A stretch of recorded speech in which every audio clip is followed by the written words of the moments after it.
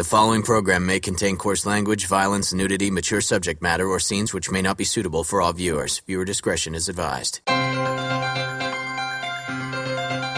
This is the X-Zone Broadcast Network, broadcasting worldwide on broadcast affiliates and satellite program providers, including CNN Broadcast Network, Sirius Satellite Network, Star Media, Good News Radio Network, Angel Broadcast Network, Wiki Broadcast Network, and WPBN TV.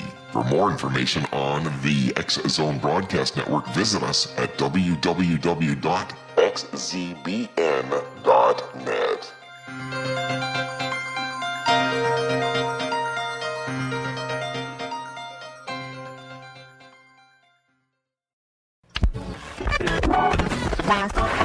All Hit Radio.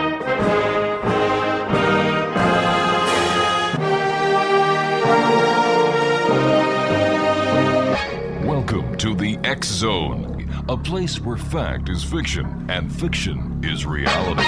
Now, here's your host, Rob McConnell.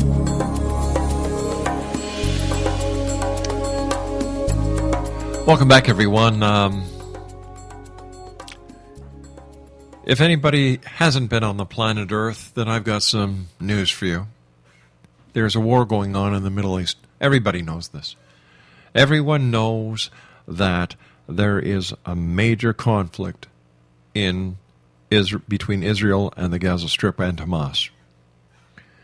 It's turned out to be a PR war, if anything else, on top of the casualties on both sides. The loss of life or an injury to any person on this planet is wrong. We have the ability to live together. We have the ability to understand and respect each other. So why don't we?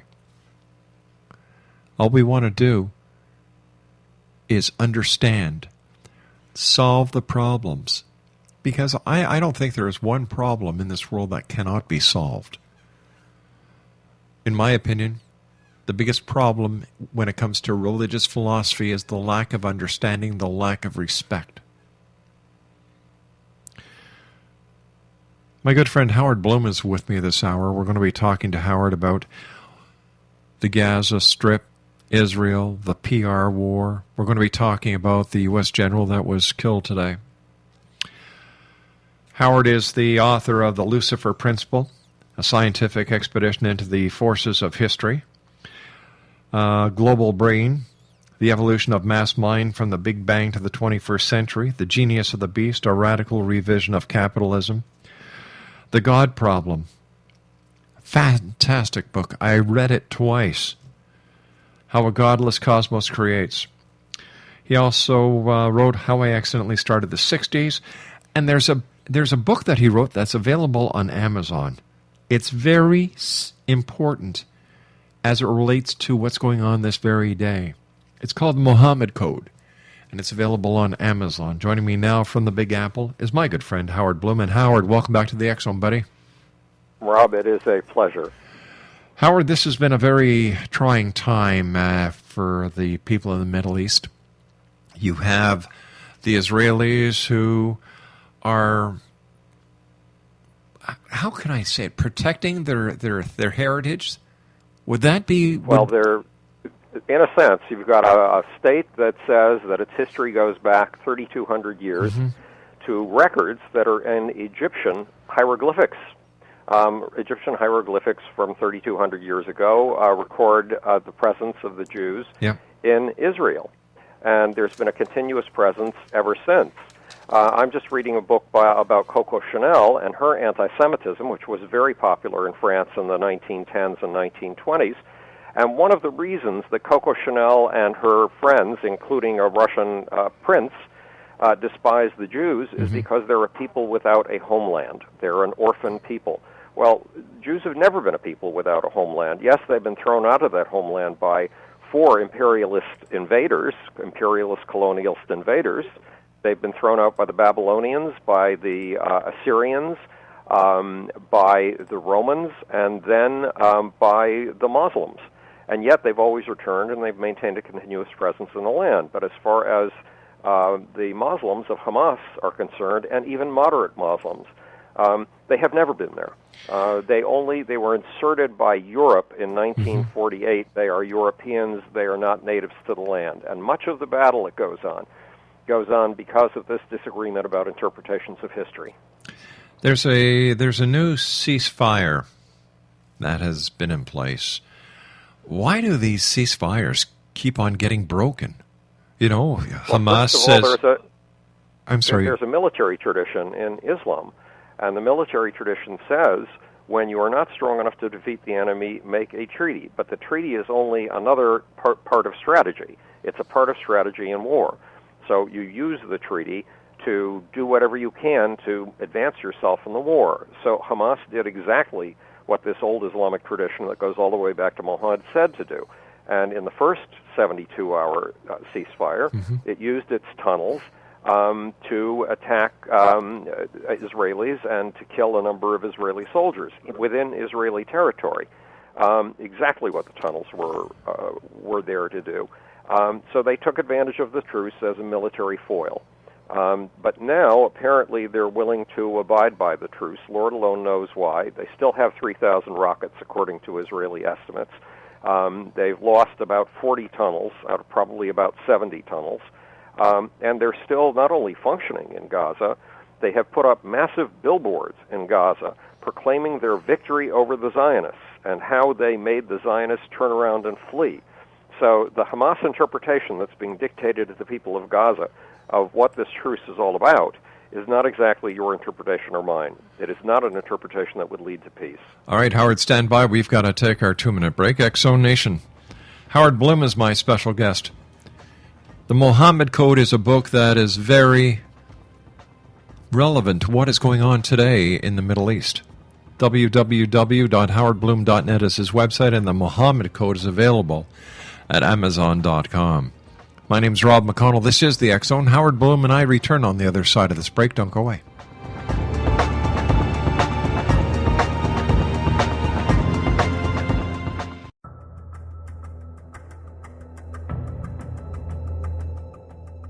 Modern Esoteric, Beyond Our Senses by Brad Olson, consummates the lifology story about where humanity originates.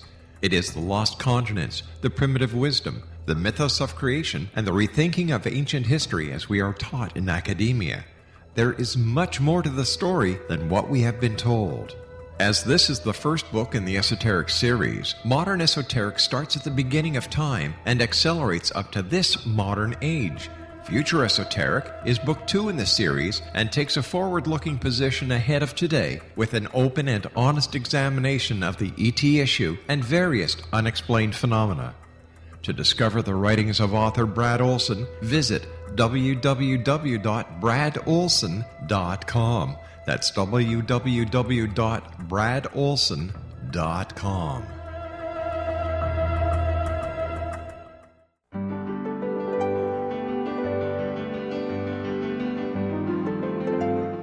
Named one of the world's greatest psychics, Elizabeth Joyce is now giving readings worldwide via Skype. Elizabeth Joyce is recognized for her clairvoyant ability to help find missing persons, her analysis of dreams, past life regression work, mediumship, and her accurate predictions. Elizabeth has been a frequent guest on the X-Zone radio show with yours truly, Rob McConnell, now for several years. For an appointment with Elizabeth Joyce, call 201-934-8986 or Skype at elizabeth.joyce. And for more information, you can always visit Elizabeth Joyce online at www.new-visions.com.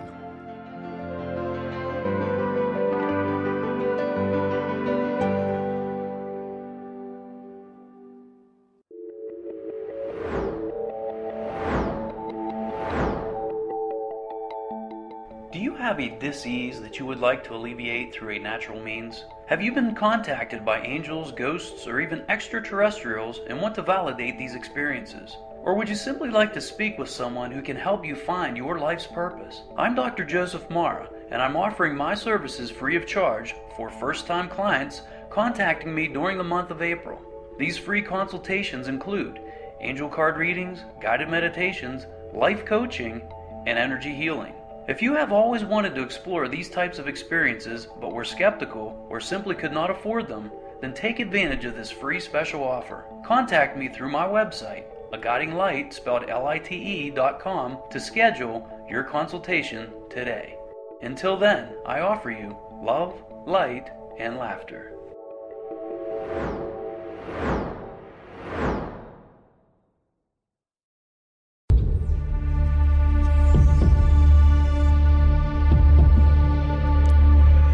Howard Bloom is my special guest this hour, Exxon Nation. He is the author of The Muhammad Code. It's available at Amazon.com.